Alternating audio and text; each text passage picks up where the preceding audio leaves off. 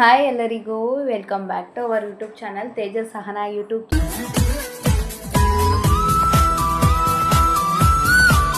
ಇವತ್ತು first time ನನ್ನ ಮಗಳನ್ನ ದೇವಸ್ಥಾನಕ್ಕೆ ಕರ್ಕೊಂಡು ಹೋಗೋಣ ಅಂತ ಅಂದ್ಬಿಟ್ಟು ಕರ್ಕೊಂಡು ಹೋಗ್ತಿದ್ವಿ. ಅದು ಕ್ಲಿಪ್ಪಿಂಗ್ಸ್ ತೊಗೊಂಡಿದ್ದೀನಿ. ಇದು ಅದಾದಮೇಲೆ ವಿಡಿಯೋ ಅಟ್ಯಾಚ್ ಮಾಡ್ತಿದ್ದೀನಿ. ಯಾಕೆ ಅಂತಂದರೆ ಅವತ್ತು ಇಂಟ್ರೊಡಕ್ಷನ್ ವಿಡಿಯೋ ನಾನು ಅವತ್ತು ತುಂಬ ಚೆನ್ನಾಗಿತ್ತು. ಈ ಥರ ಒಂಥರ ಚೆನ್ನಾಗಿ ಹೊರ್ಗಡೆ ಎಲ್ಲ ಚೆನ್ನಾಗಿ ಹೋಗ್ಬಿಟ್ಟು ಬರ್ಬೋದು. ನನ್ನ ಮಗಳೂ ಅದನ್ನು ಎಂಜಾಯ್ ಮಾಡ್ತಾಳೆ ಅಂತ ಅಂದ್ಕೊಂಡಿರಲಿಲ್ಲ. ಬಟ್ ಹೋದಾಗ ಸ್ಟಾರ್ಟಿಂಗು ಮಲ್ಕೊಂಡ್ಬಿಟ್ಟಿದ್ಲು, ಆಮೇಲೆ ಎದ್ಲು. ತುಂಬ ಚೆನ್ನಾಗಿತ್ತು, ಒಂಥರ ಎಕ್ಸ್ಪೀರಿಯೆನ್ಸೇ ಒಂಥರ ಚೆನ್ನಾಗಿತ್ತು. ಯಾಕೆ ಅಂತಂದರೆ ಯಾವಾಗಲೂ ನಾನು ನನ್ನ ಹಸ್ಬೆಂಡ್ ಇಬ್ಬರೇ ಹೋಗ್ತಿದ್ವಿ. ಇವಾಗ ಅವಳೊಬ್ಬಳು ಆ್ಯಡ್ ಆಗಿದ್ದಾಳೆ. ಇನ್ಮೇಲೆ ಒಂಥರ ಜರ್ನಿ ಚೆನ್ನಾಗಿರುತ್ತೆ. ನಮ್ಮಿಬ್ಬರ ಮಧ್ಯದಲ್ಲಿ ಅವಳೊಬ್ಳು ಪುಟ್ಟು ಏನಂತಾರೆ ಕಂದಮ್ಮ ಇದ್ದಂಗೆ. ನನ್ನ ಹಸ್ಬೆಂಡ್ ಒಂಥರ ಕಂದ ಆದರೆ ಇದು ಕಂದಮ್ಮ. ಒಂಥರ ಚೆನ್ನಾಗಿದೆ. ಇಬ್ಬರೂ ನನಗೆ ಪಾರ್ಟ್ನರಾಗಿ ಸಿಕ್ಕಿರೋದು ಅವರು, ಮಗಳಾಗಿ ಸಿಕ್ಕಿರೋದು ಇವಳು. ನಾನು ತುಂಬ ಅದೃಷ್ಟ ಮಾಡಿದ್ದೀನಿ. ಒಂದು ಸೈಡು ಚೆನ್ನಾಗಿತ್ತು. ಅವತ್ತಿನ ಡೇ ಇವತ್ತು ಅಂತಲೇ ಬರ್ತೈತೆ. ಯಾಕೆ ಅಂತಂದರೆ ಇವತ್ತು ವೀಡಿಯೋ ತೊಗೋತಿದ್ದೀನಲ್ಲ, ಅದಕ್ಕೆ ಅವತ್ತು ಕ್ಲಿಪ್ಪಿಂಗ್ಸ್ ತೊಗೊಂಡಿದ್ದೀನಿ. ಎಲ್ಲ ಎಂಜಾಯ್ ಮಾಡ್ತೀರಾ ಅಂತ ಅಂದ್ಕೊಂಡಿದ್ದೀನಿ. ಪ್ಲೀಸ್ ನೋಡಿ. ಹಾಯ್ ಎಲ್ಲರಿಗೂ. ಇವತ್ತು ನಮ್ಮ ಮಗಳನ್ನ ಫಸ್ಟ್ ಟೈಮ್ ಟೆಂಪಲ್ಗೆ ಕರ್ಕೊಂಡು ಹೋಗ್ತಿದ್ವಿ. ಅದಕ್ಕೋಸ್ಕರ ಬೆಳಗ್ಗೆ ಎದ್ದು ಬೇಗ ರೆಡಿಯಾಗಿ ಹೋಗೋಣ ಅಂತ ಅಂದ್ಬಿಟ್ಟು ಎಲ್ಲನೂ ರೆಡಿ ಮಾಡಿಕೊಂಡು, ಅಮ್ಮ ಏನೋ ಕೆಳಗಡೆ ಕೆಲಸ ಮಾಡ್ತಾಯಿದ್ರು ಅಂತ ಅಂದ್ಬಿಟ್ಟು ಕಾಫಿ ಎಲ್ಲ ಹಾಲು ಮತ್ತು ಟೀ ಮಾಡ್ಕೊಳ್ಳೋಣ ಅಂತ ಅಂದ್ಬಿಟ್ಟು ಮಾಡ್ತಿದ್ದೆ. ನಮ್ಮ ಯಜಮಾನ್ರಿಗೆ ಟೀ, ನನಗೆ ಮತ್ತು ಹಾಲು ಇಬ್ಬರು ಕುಡ್ದು ಅದಾದಮೇಲೆ ಅವರ ಮಗಳ ಜೊತೆ ಆಟ ಆಡ್ತಾಯಿದ್ರು. ಇವಾಗಂತೂ ಬಿಡಿ, ನಾವೆಲ್ಲ ಏನು ನೆನಪಾಗಲ್ಲ, ಬರೀ ಮಗಳು ಅಷ್ಟೇ. ಅದರಲ್ಲೂ ನಮ್ಮ ಯಜಮಾನ್ರಿಗೆ ಮಗಳು ಬಿಟ್ಟರೆ ಇನ್ನೇನು ನೆನಪಾಗಲ್ಲ. ಅವ್ರ ಮಗಳ ಜೊತೆ ಆಟ ಆಡ್ಕೊಂಡಿದ್ರು. ನನ್ನ ತಮ್ಮನೂ ಬಂದಿದ್ದ ಅವತ್ತು. ಸ್ವಲ್ಪ ಇನ್ನೂ ಕೆಲಸ ಇತ್ತು. ಇನ್ನೂ ಒಂದು ನೆಕ್ಸ್ಟ್ ವಿಡಿಯೋ ಬರುತ್ತೆ, ಅದರಲ್ಲಿ ಏನು ಎತ್ತ ಅಂತ ಅಂದ್ಬಿಟ್ಟು ಹೇಳ್ತೀನಿ. ಅದಕ್ಕೋಸ್ಕರ ನನ್ನ ತಮ್ಮ ಬಂದಿದ್ದ. ಅವನು ಎಲ್ಲ ಮಾತಾಡಿಸ್ಕೊಂಡು ಅದಾದಮೇಲೆ ನಮ್ಮ ಯಜಮಾನ್ರು ನೋಡಿ ಫೋನ್ ನೋಡ್ಕೊಂಡು ಕೂತಿದ್ರು. ಅವ್ರನ್ನ ನೋಡಿಕೊಂಡು ಅದಾದಮೇಲೆ ರೆಡಿ ಆದ್ವಿ. ನಾನು ನನ್ನ ಮಗಳದು ನಂದು ಔಟ್ಫಿಟ್ ಇದು ಇವತ್ತು. ನಾವು ಆಮೇಲೆ ಹೋಗಿ ನಮ್ಮ ಮನೆಯಲ್ಲೇ ಕಾಯಿ ತೊಗೊಂಡಿದ್ವಿ. ಅದಕ್ಕೋಸ್ಕರ ಅಂತಂದ್ಬಿಟ್ಟು ಪೂಜೆ ಸಾಮಾನೆಲ್ಲ ತೊಗೊಳ್ಳೋಣ ಅಂತ ಅಂದ್ಬಿಟ್ಟು ನಾನು ನನ್ನ ತಮ್ಮ ಇಳಿದ್ಬಿಟ್ಟು ಹೋಗಿದ್ದೀವಿ. ನಮ್ಮ ಯಜಮಾನ್ರು ನನ್ನ ಮಗಳನ್ನೇ ಹಿಡ್ಕೊಂಡಿದ್ರು. ಹೋಗಿ ಹೂವು ಎಲ್ಲ ತೊಗೊಂಡು ಪೂಜೆ ಸಾಮಾನೆಲ್ಲ ತೊಗೊಂಡು ಹೊರಟ್ವಿ. ನಮ್ಮೂರಿಂದ ಅಷ್ಟೊಂದೇನು ದೂರ ಆಗೋಲ್ಲ, ಹತ್ರನೇ. ಒಂದು 5 ಕಿಲೋಮೀಟರ್ಸ್ ಆಗ್ಬೋದು ಅಷ್ಟೇ. ಯಾವ್ದಾರ ದೇವಸ್ಥಾನಕ್ಕೆ ಹೋಗಬೇಕು ತಣ್ಣೀರು ಮುಡ್ಸಾದ್ಮೇಲೆ ಅಂತ ಹೇಳ್ತಾರೆ. ಆದರೆ ನಾವು ನಮ್ಮ ಮನೆ ದೇವರೇ ಹತ್ರ ಇರೋದ್ರಿಂದ ಅಲ್ಲಿಗೆ ಹೋಗಿದ್ವಿ. ಆನ್ ದ ವೇ ಹೋಗ್ಬೇಕಾದ್ರೆ ನಾನು ಓದಿದ್ದು ಹೈಸ್ಕೂಲ್ ಸಿಗುತ್ತೆ, ಅದನ್ನು ನೋಡಿಕೊಂಡು ಎಷ್ಟು ಖುಷಿ ಆಯಿತು ಗೊತ್ತಾ. ತುಂಬ ದಿನ ಆದಮೇಲೆ ಆ ಸ್ಕೂಲ್ ನೋಡಿದ್ದು, ಅಲ್ಲಿ ಇದ್ದಿದ್ದ ಮೆಮೊರೀಸ್ ಎಲ್ಲ ಜ್ಞಾಪಿಸ್ಕೊಂಡ್ರೇ ಒಂಥರ ಖುಷಿ.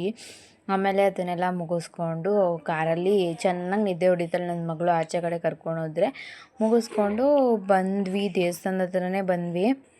ನಾವು ಏನು ದೇವಸ್ಥಾನದಲ್ಲಿ ಕಾರ್ ತೊಗೊಂಡೋಗ್ಲಿ ಗಾಡಿ ತೊಗೊಂಡೋದ್ರೂ ಒಂದು ರೌಂಡ್ ಹಾಕಿನೇ ನಿಲ್ಲಿಸೋದು.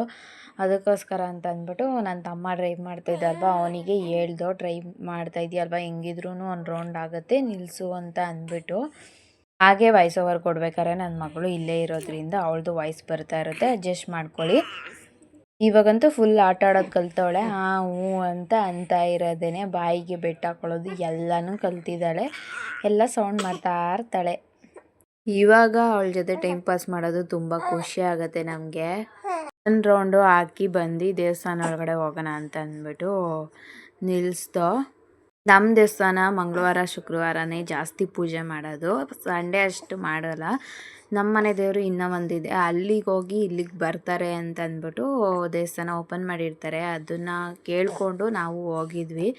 ಜನ ತುಂಬ ಇದ್ರೂ ಇವಳು ಜಾಸ್ತಿ ಹೊತ್ತು ಇರೋಲ್ಲ, ಫಸ್ಟ್ ಟೈಮ್ ಆಚೆ ಹೋಗಿರೋದಲ್ವ, ಅದಕ್ಕೋಸ್ಕರ ಅಂತ ಅಂದ್ಬಿಟ್ಟು ಕೇಳ್ಕೊಂಡು ಹೋದ್ವಿ. ನಮ್ಮತ್ತೆ ದೇವ್ರ ಉಂಡಿಗೆ ಪಾಪು ಎಷ್ಟು ಕೈಲಿ ಹಿಡ್ಕೊಳುತ್ತೋ ಅಷ್ಟು ಅಮೌಂಟನ್ನ ಹಾಕ್ಸಿ ಉಂಡಿಗೆ ಅಂತ ಕೊಟ್ಟಿದ್ದರು. ಅದನ್ನು ಹಾಕ್ಸ್ಕೊಂಡು ಪಾಪು ಅವಳು ಹಿಡ್ಕೊಳ್ಳೋದೇ ಇಲ್ಲ, ಹಂಗೆ ನಮ್ಮ ಯಜಮಾನ್ರೆ ಹಿಡ್ಕೊಂಡು ಹಾಕಿಸ್ತಿದ್ರು.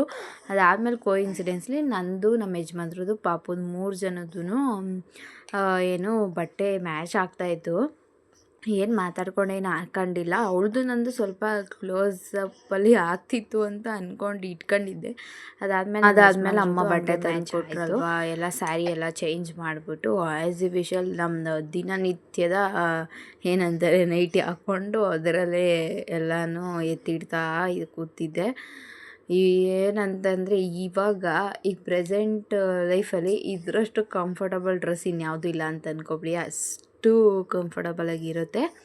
ಹಾಗೆ ನಮ್ಮ ಮನೆಯವರು ಹೊರಗಡೆ ನಮ್ಮ ರಿಲೇಷನ್ಸ್ ಅವ್ರದ್ದೇ ಯಾರ್ದೋ ಏನಲ್ಲ, ನಮ್ಮ ರಿಲೇಷನ್ಸ್ ಅವ್ರದ್ದು ಊಟ ಇತ್ತು, ಅಲ್ಲಿಗೆ ಊಟಕ್ಕೆ ಹೋಗಿದ್ರು.